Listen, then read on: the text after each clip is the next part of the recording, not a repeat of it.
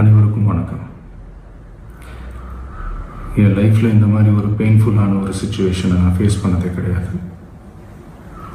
மனசு முழுக்க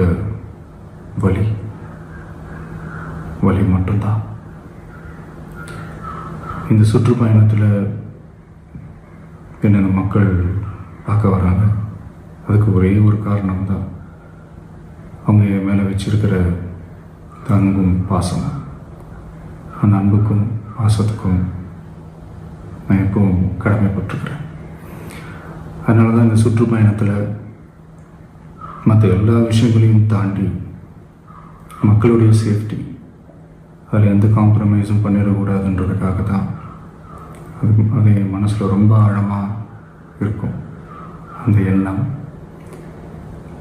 அதனால தான் இந்த அரசியல் காரணங்கள் எல்லாத்தையும் தவிர்த்துட்டு ஒதுக்கி வச்சுட்டு மக்களுடைய சேஃப்டி மட்டும் மைண்டில் வச்சுக்கிட்டு அதுக்கான இடங்களை சூஸ் பண்ணுறது, அதுக்கான இடங்களை பார்த்து பெர்மிஷன் கேட்குறது, போலீஸ் டிபார்ட்மெண்ட்டில் அதை ரிக்வெஸ்ட் பண்ணி கேட்போம்.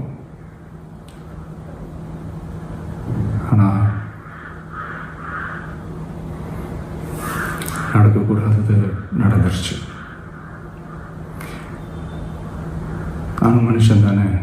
அந்த நேரத்தில் அத்தனை பேர் பாதிக்கப்பட்டு இருக்கும்போது எப்படி அந்த ஊரை விட்டுட்டு என்னால் கிளம்பி வர முடியும்? நான் திரும்ப அங்கே போகணும்னு இருந்துச்சுன்னா அதை ஒரு காரணம் காட்டி அங்கே வேறு சில பதட்டமான சுச்சுவேஷன்ஸ், வேறு சில அசம்பாவிதங்கள் அந்த மாதிரி எதுவும் நடந்துடக்கூடாதுன்றதுக்காக தான் நான் அவாய்ட் பண்ணேன். இந்த நேரத்தில் சொந்தங்களை இழந்து தவிக்கிற அத்தனை குடும்பங்களுக்கும் என்னுடைய ஆழ்ந்த இரங்கலை தெரிவிச்சுக்கிறேன். எனக்கு தெரியும், என்ன சொன்னாலும் இது ஈடேயாகாதுன்னு எனக்கு தெரியும். ஹாஸ்பிட்டலில் ட்ரீட் பண்ணிகிட்ருக்கிற எல்லாருமே சீக்கிரமாக க்யூர் ஆகி வரணுன்றது இந்த நேரத்தில் நான் வேண்டிக்கிறேன். கூடிய சீக்கிரமே உங்கள் எல்லாரையும் நான் சந்திக்கிறேன். இந்த நேரத்தில் எங்களுடைய வலிகளை, எங்களுடைய நிலைமையை புரிஞ்சுக்கிட்டு எங்களுக்காக பேசின அரசியல் கட்சிகளை சார்ந்த நண்பர்கள், தலைவர்கள் அனைவருக்கும் என்னுடைய நன்றியை தெரிவிச்சுக்கிறேன். கிட்டத்தட்ட ஒரு 5 மாவட்டத்துக்கு பிரச்சாரத்துக்கு போனோம். இந்த மாதிரி எதுவுமே நடக்கலாம். ஆனால் கரூரில் மட்டும் ஏன் எப்படி நடக்குது, எப்படி நடக்குது?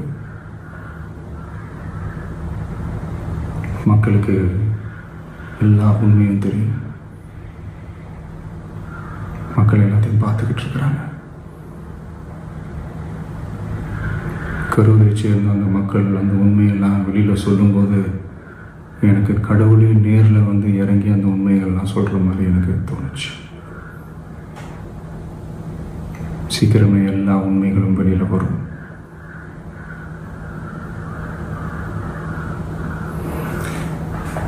எங்களுக்கு தரப்பட்ட இடத்துல நாங்கள் போய் அந்த ஸ்பாட்டில் நின்று நாங்கள் பேசிட்டு வந்தோம். அதை தாண்டி எந்த தவறும் எங்கள் சைடில் நாங்கள் எதுவுமே செய்யலை. பட் இருந்தாலும் எங்கள் கட்சியை சேர்ந்த நிர்வாகிகள், தோழர்கள் மேலே எஃப்ஐஆர், அது மட்டும் இல்லை சோஷியல் மீடியாவை சேர்ந்த நண்பர்கள், தோழர்கள் அவங்க மேலே எஃப்ஐஆர்லாம் போட்டு இப்போ பிடிச்சிக்கிட்டு இருக்கிறாங்க.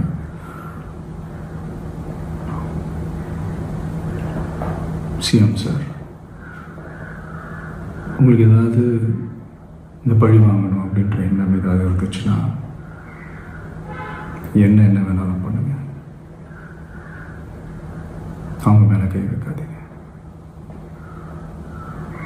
நான் ஒன்று வீட்டில் இருப்பேன், இல்லை நான் ஆஃபீஸில் இருப்பேன். என்ன வேணாலும் செய்யுங்க. நண்பர்களே, தோழர்களே,